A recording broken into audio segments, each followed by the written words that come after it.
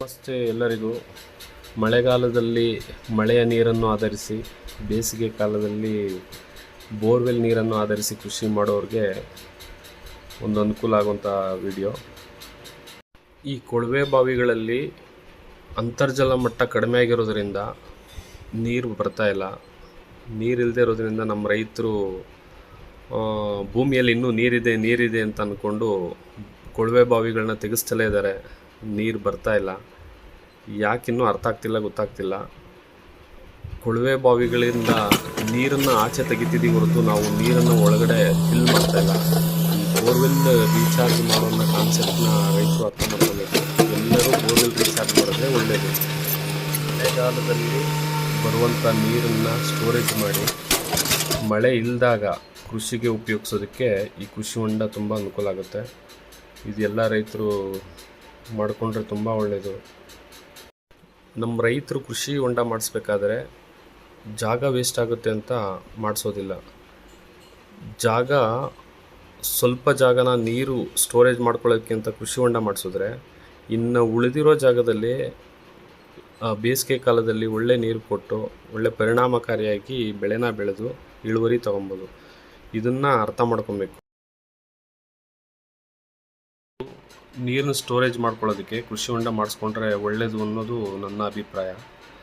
ನಾನು ಈ ಕೃಷಿ ಹೊಂಡ ಮಾಡಿಸ್ಲಿಕ್ಕೆ ಅಂತ ಅಂದ್ಬಿಟ್ಟು ಹೊರಟಾಗ ಹಿಟಾಚಿ JCB ಟ್ರ್ಯಾಕ್ಟರ್ ಈ ಗುಂಡಿ ತೆಗೆಯೋದಕ್ಕೆ 1 ವಾರದ ಕಾಲಾವಕಾಶ ಬೇಕಾಯಿತು.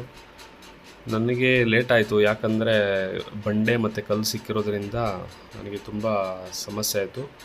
ಕೆಲಸ ಲೇಟಾಗಾಯಿತು. 80 × 80 ಅಡಿ ಕೃಷಿ ಹೊಂಡ ತೋಡಿಸಿದ್ಮೇಲೆ ಅದಕ್ಕೆ ಟಾರ್ಪಲ್ ಒದಿಸ್ಬೇಕಾಗತ್ತೆ.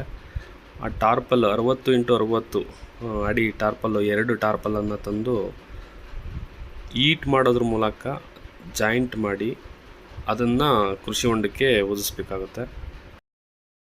ಟಾರ್ಪಲನ್ನು ಕೃಷಿ ಹೊಂಡಕ್ಕೆ ಎಳೆಯೋ ಟೈಮಲ್ಲಿ ತುಂಬ ಜನರ ಅವಶ್ಯಕತೆ ಇರುತ್ತೆ. ಯಾಕಂದರೆ ದೊಡ್ಡ ಟಾರ್ಪಲ್ಲು, ಅದನ್ನು ಎಳೆಯೋದು ತುಂಬಾ ಕಷ್ಟ ಇರುತ್ತೆ.